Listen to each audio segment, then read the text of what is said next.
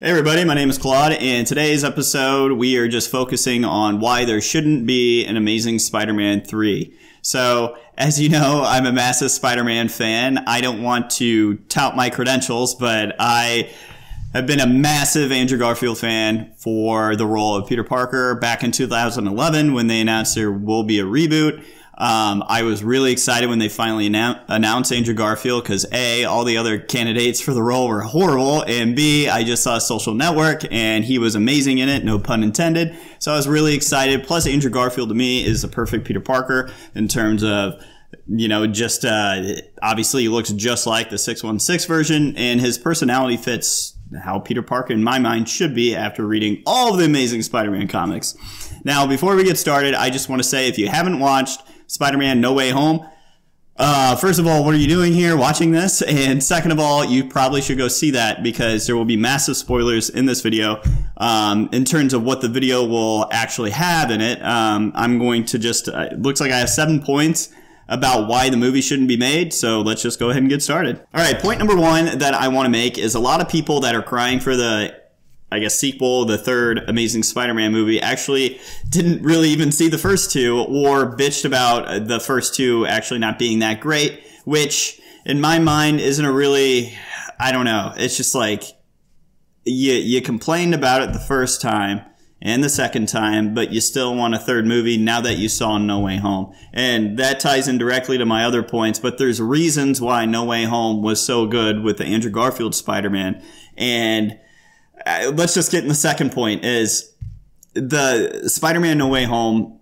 It was so good because it was made by Marvel Studios. So if you have Amazing Spider-Man 3, most likely you won't have Kevin Feige and the team behind that to actually make a really good movie. We know Sony's history with, muddling, especially Avi Arad, with muddling with the movies and just throwing everything at the wall and seeing what sticks. So for instance, Amazing Spider-Man 2, there was a bunch of characters because they rushed. They wanted to really rival a Marvel Cinematic Universe type thing only for their Spider-Man properties. So Amazing Spider-Man 2, not only did you have Electro, you had Rhino, you had the introduction, or I guess the tease of the Sinister Six, you had Mary Jane, which they cut out, you had the romance between Gwen Stacy, and then her death. And then also you have the introduction of Black Cat and many others, and even Ravencroft. And it was just like, there was just so much packed into that movie that it reminds you of why Spider-Man 3 failed. It's because Sony forced all that stuff to be in that movie. So it's just, what do you think Amazing Spider-Man 3 is going to be like? Because you know it's Sony. Like, we just saw No Way Home. Like, they want to cram a lot of crap in it, and they just won't have, Kevin Feige and the team behind that to actually make it good. And I'm calling it now. If they make Amazing Spider-Man 3, if it's crowded, Sony is not capable of sticking the landing. I'm sorry. I'm not sorry. Point number 3 is if they do go ahead with the Amazing Spider-Man 3 sequel, I believe having two Peter Parkers, live-action Peter Parkers, will confuse the audience. Like, people would be like, well, is this one part of the cinematic universe? Is this the good one? This one's the bad one. Why is this guy taller? Why is this one guy shorter? Where's Tobey Maguire? And it's just, I don't think it's a good idea to have another live action Spider-Man movie, besides the Tom Holland one. And even though it pains me, but the time for Amazing Spider-Man is over. And, it's unfortunate that, Amazing Spider-Man 2 really tainted that franchise, but it's just, I don't think it should continue anymore. And I think audiences will just honestly be totally confused about it.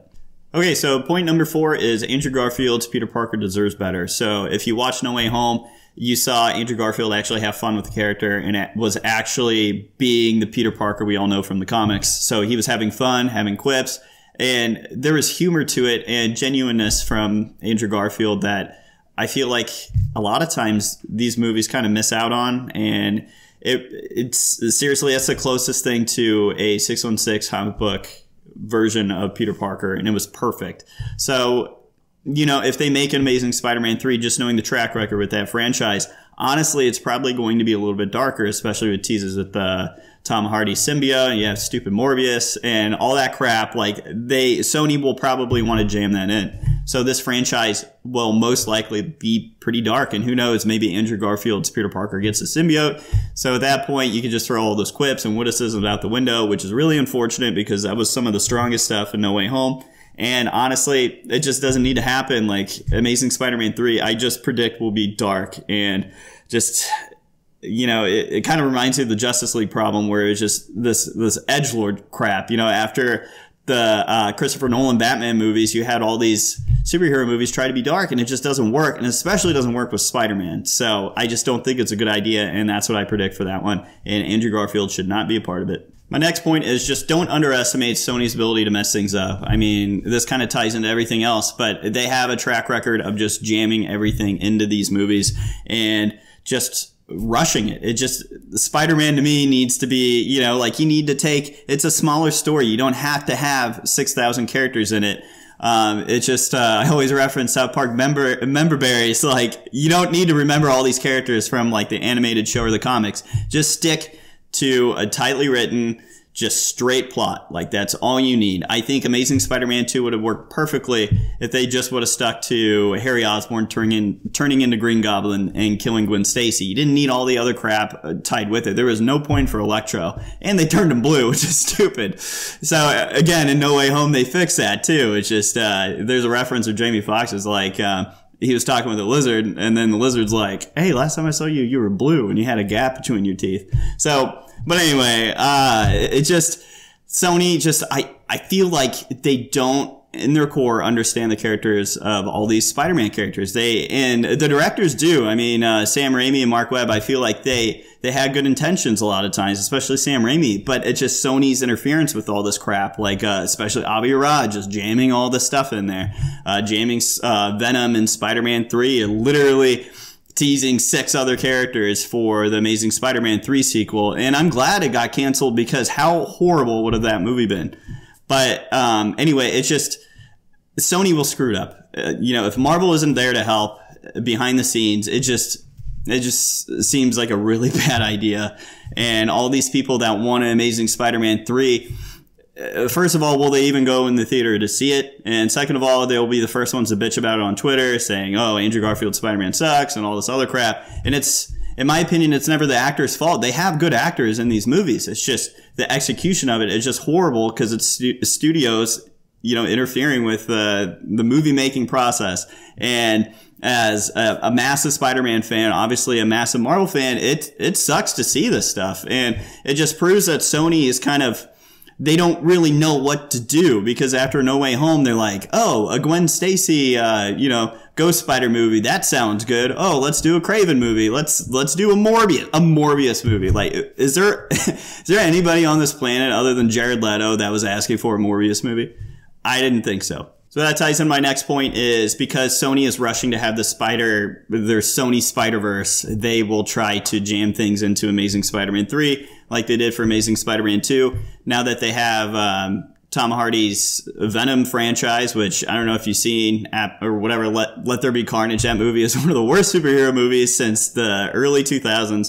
And then you have Morbius coming up, and you know they want to get all these characters together, and they're just going to jam-pack the movie with it, and it's just going to be a mess, because those two characters are pretty dark when it comes to the Amazing Spider-Man comic book and things like that. So it's not a good idea, and they're just going to jam unnecessary things in it.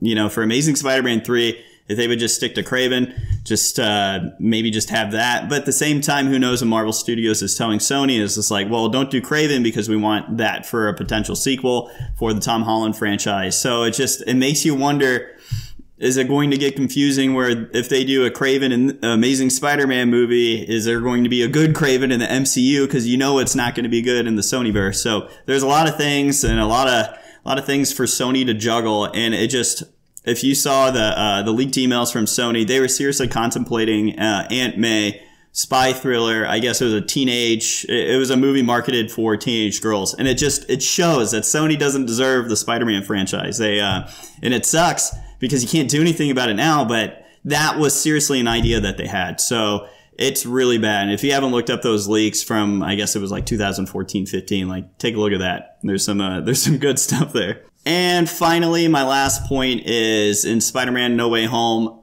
that movie was a perfect send-off for Andrew Garfield's Spider-Man. It redeemed his character. Now everybody loves Andrew Garfield as Spider-Man. That's how it should have been from the beginning. And it's the perfect place to stop because you have Electro. He gets basically cured. Same with the Lizard. And it's just, I know there's plenty of other villains in the Rogue Gallery, but it's just the way everything came together for Andrew Garfield's story arc. It was perfect. I mean, he got to save MJ, which is probably one of my all-time favorite MCU moments ever. And just different interactions with other characters and other Peters. It was just, in this way, Andrew Garfield feel like, you know, even though they're not part of his universe, he does feel like he has brothers, and he exclaims that in the movie. So I just feel like Amazing Spider-Man 3 without MCU help, and if it's just Sony-led Avi Arad production, I think it's just going to tarnish things. And as a massive Amazing Spider-Man, Andrew Garfield fan, it's better just where it's at. Like, don't ruin it. Like, we have the good stuff. Just let it be. And that's all I have for this video. So if you guys haven't liked, make sure you do that. And we'll be coming out with more videos coming up in 2022. And we'll see you guys later. Bye. I'm going to take a breather. Daddy's out of breath. You got to have your Claude corner.